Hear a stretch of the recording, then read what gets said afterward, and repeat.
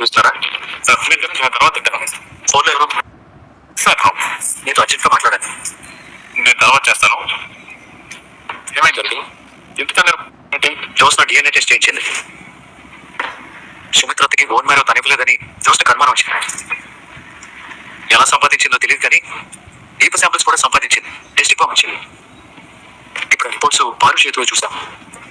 English చదువుతో రాదు కాబట్టి అదేంటో అర్థం కాలేదు. మరి ఆ రిపోర్ట్స్ ఏముంది? చదువుతుండగానే పారు లాగేసుకున్నాను. అంతలో జోస్న ఇక్కడికి వచ్చింది. తీసుకోవడం కుదరలేదు. మా అమ్మతో ఏం చెప్పావు? అవేవో మెడికల్ రిపోర్ట్స్ అని చెప్పాను.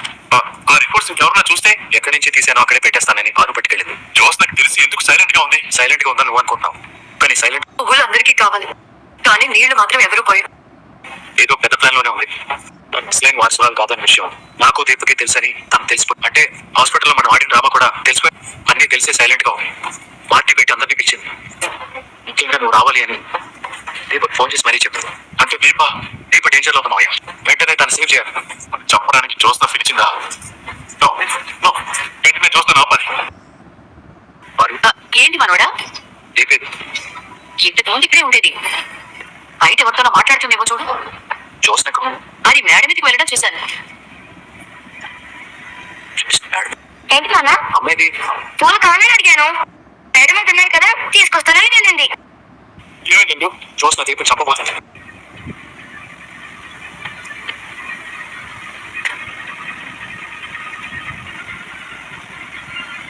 నువ్వు చేస్తే ఇంటి వారసురాలిగా ఎప్పటికీ నేనే ఉంటాను. నువ్వు బావా కలిసి ఆడిన అబద్ధాన్ని నేను రిసీవ్ చేస్తాను.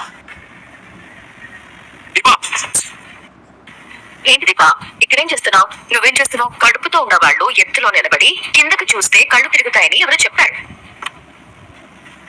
ఎక్కడ నువ్వు కళ్ళు తిరిగి కింద పడిపోతావు అని పట్టుకుందాం అనుకున్నాను. ఇంతలో బావ గట్టిగా అరిచాడు.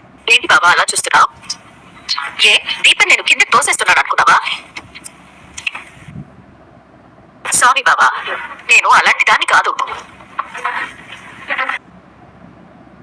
ఊహించిన దానికంటే ప్రమాదమైన దాన్ని. దీపా, కింద అందరూ నీకోసం వెయిట్ చేస్తున్నారేమో, అందుకే బాగా వచ్చినట్టు. నువ్వు కిందకి వెళ్ళు. ఏంటి దాసు బాబాయ్, ఏంటి మీరిద్దరు ఆయాసపడుతున్నారు? పరిగెత్తుకుంటూ వచ్చారా? ఎందుకు? నేను రావటం లేట్ అయితే నువ్వేం చేసేదానో నాకు అర్థం చూస్తాం.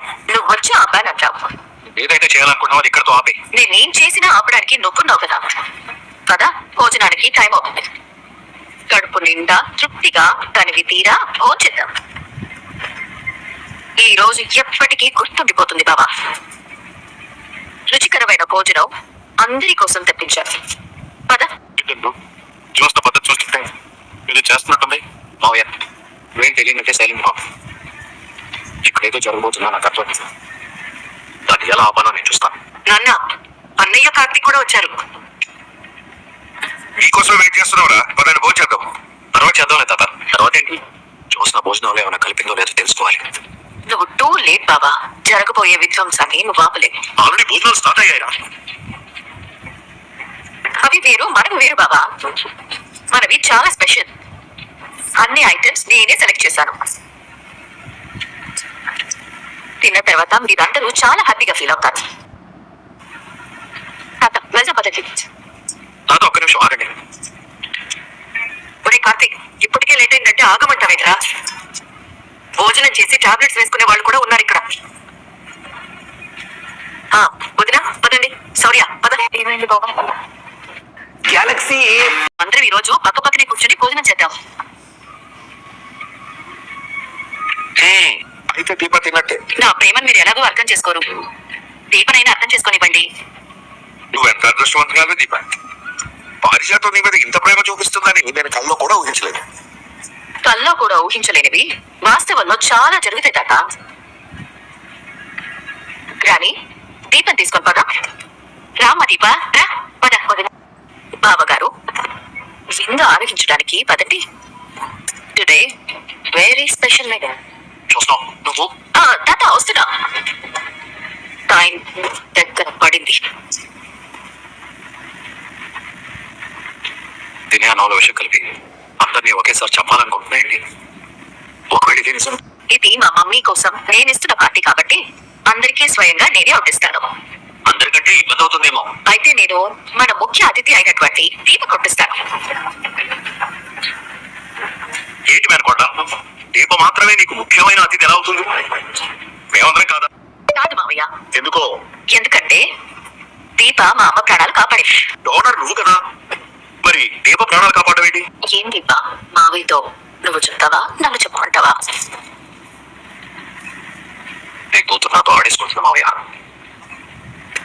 చేతులు పట్టుకుని కూర్చోవడం అనవసరం, నిజం చెప్పేద్దాం. ఇప్పుడు నిజం చెప్తే అందరిలో ఫూల్ అయ్యేది మనమే మావయ్య. ఎందుకంటే జోస్ని అంత ప్రాణాలు కాపాడిందని అందరినీ మనమే నమ్మించాం. ఇక్కడ ఇంత సీరియస్ డిస్కషన్ జరుగుతుంటే నువ్వు దాస్ బాబాయ్తో మాట్లాడతావేంటి? ఈ రోజు మంచి హుషారుగా ఉన్నావు మరదలా. ఈ హుషారు ఇచ్చిందే నువ్వు బాబా. టెస్ట్ చేయించే మా మమ్మీ ప్రాణాలు కాపాడింది దీప అని నేను అంటుంటే డోనర్ నువ్వు కదా అని మావయ్య అంటున్నాడు. దీనికి నువ్వైతే బాగా క్లారిటీ ఇస్తావు బాబా. ఎందుకంటే అన్ని విషయాల మీద నీకున్నంత అవగాహన ఇక్కడ ఎవరికి లేకపోవచ్చు. జ్యోత్స్న ఎందుకు ఇలా మాట్లాడుతుంది? ఇక్కడ నాకున్న క్లారిటీ కంటే నీకున్న క్లారిటీ ఇంపార్టెంట్ చూస్తున్నా. ఏదో ఒకటి అనుకుని ఉంటావు కదా, అది చెప్పు. థ్యాంక్స్ బాబా. చాలా రోజుల తర్వాత నాకు అవకాశం దొరికినట్టు అన్నింటికీ నేనే ఆన్సర్ చెప్తాను. But on one condition. మళ్ళీ ఏంటో? నేను చెప్పే వరకు ఎవరు తినద్దు. ఈ రోజు ముఖ్యమైన అతిథి దీపే కాబట్టి మొదటి ముద్ద తానే తింటుంది. అవసరమైతే ప్రేమగా ఒక ముద్ద నేనే కలిపి పెడతాను. అవసరం లేదు. అవసరం లేకపోవడం ఏంట్రా? జోస్న చెప్పడం కాదు, నేను చెప్తున్నాను. ఇక్కడ ముఖ్యమైన అతిథి దీపే. ఆ మాటకొస్తే ఒక ముద్ద కాదు, భోజనం మొత్తం నేనే తినిపిస్తాను. అంతవరకు ఉండదులే గ్రాని. ఐ మీన్ తర్వాత తనే తింటుంది కదా. అలా అయితే దీప నేను ఒకేసారి తింటాం. మన ఇద్దరం తర్వాత తిందాం గ్రాని. ఈ పని చెప్పడానికి జ్యోత్స్న దీంట్లో విషయం కలిపి. దీప, ఈ రోజు మొదటి ముద్ద నేనే నీకు తినిపిస్తాను. మారు ఒక నిమిషం. ఏమైందిరా? నువ్వు దీపకు తినిపించడంలో పెద్ద స్పెషల్ ఏం కనిపించట్లేదు. అదే దీప జ్యోత్స్నకి తినిపించింది అనుకో, లేదు కదా? ఇలా ఊహించడం చేస్తేనే కిక్ ఉంటుంది. దీన్ని బాబా మరదల్లా సరసం అంటారు. మా ఇదితో పాటు ఈ వినోదాన్ని కూడా ఆస్వాదిద్దాం. దీప, నీ చేతితో నువ్వే కలిపి జ్యోత్స్నకు ముద్ద పెట్టు. తీసుకున్న కోతిలో నువ్వే పడ్డావు మాట. ఇప్పుడు ఎలా తప్పించుకుంటావో నేను చూస్తాను. దాంట్లో విషయం ఉంటే జ్యోత్స్న తినదు కదా. దీప, ఇంకొక ముద్ద పెట్టు. నా కూతురు మనల్ని నిజంగానే ఫోర్సం చేసిందరు. మనం తొందరపడకపోవడమే మంచిదైంది. అసలు వీడు ఎందుకు ఊరికే టెన్షన్ పడుతున్నాడు? నీ బావ మరదళ్ళ సరసం వల్ల ఈ రోజు మంచి విషయం జరిగింది. ఉప్పు నిప్పులా ఉండి జ్యోత్స్న దీప సొంత అక్క చెల్లెళ్ళలా భోజనం తినిపించుకుంటున్నారు. నిజంగా నాకు చాలా ఆనందంగా ఉంది. Thank you Jyotsna. Love you mummy. నీ కూతురు ఎప్పుడు నీ సంతోషాన్ని కోరుకుంటుంది. అందరూ హ్యాపీగా భోజనం చేయండి. దీని తర్వాత ఇంతకంటే మోర్ ఎంటర్టైన్మెంట్ కార్యక్రమం ఉంటుంది. ఏంటి మేనకోళ్ళ? చెప్తాను మావయ్య. అందరూ కడుపు నిండా భోజనం చేయండి. మళ్ళీ ఇలాంటి రోజు వస్తుందో రాదో. రాకపోవడం ఏంటే, ఇక నుంచి అన్ని ఇలాంటి రోజులే. తినమ్మా దీప, తిను. తిను దీప, ఈ కర్రీ వేసుకోమ్మా. తిను తిను బాబు. చాలు. నేను చూస్తూ ప్లాన్ చేసింది ఇది కాదు, ఏదో చేయబోతుంది. ఎవరు? అమ్మా నాన్న. మనకి ఊహ తెలిసినప్పటి నుంచి మన కాళ్ల మీద మనం నిలబడే వరకు అమ్మా నాన్నల మీదే డిపెండ్ అయి ఉంటాం. మన ప్రతి అవసరాన్ని వాళ్ళే తీరుస్తారు. అలాంటి అమ్మా నాన్న కోరిక తీర్చడం మన బాధ్యత. మీ అందరి ముందు మా మమ్మీకి ప్రామిస్ చేస్తున్నాను, తన కోరిక ఏదైనా సరే తీర్చడానికి నేను రెడీ.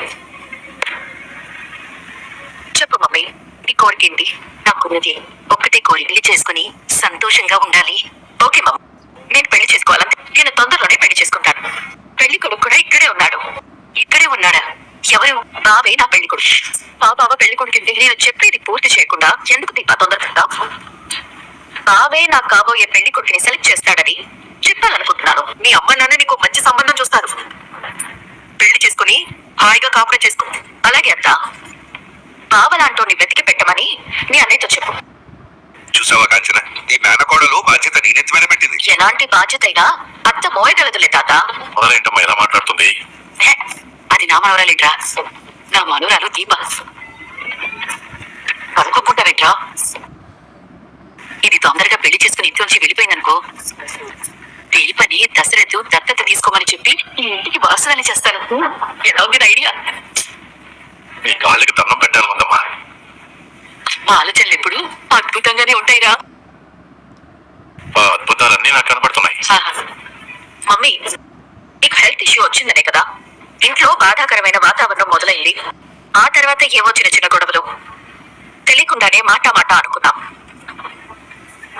ఫ్యామిలీ అన్న తర్వాత చిన్న చిన్న ఇబ్బందులు వస్తాయి, కానీ వాటిని అలాగే వదిలేస్తే మనుషుల మధ్య దూరాల్ని పెంచుకుంటూ పోతాయి. అద్దరు కొట్టేశావు. దూరాన్ని ఎంత దగ్గర చేసుకుంటే అంత మంచిది. ఒక రకంగా చెప్పాలంటే దీప కూడా ఇంట్లో ఉండొచ్చు. అమ్మా, ఉండొచ్చన్నాను రా, తప్పే ఉంది. దీప లాంటి ఒక మంచి అమ్మాయి ఇంట్లో ఉందనుకో, దేవుడి గదిలో దీపం ఉన్నట్టే. Please like and subscribe friends. Thank you.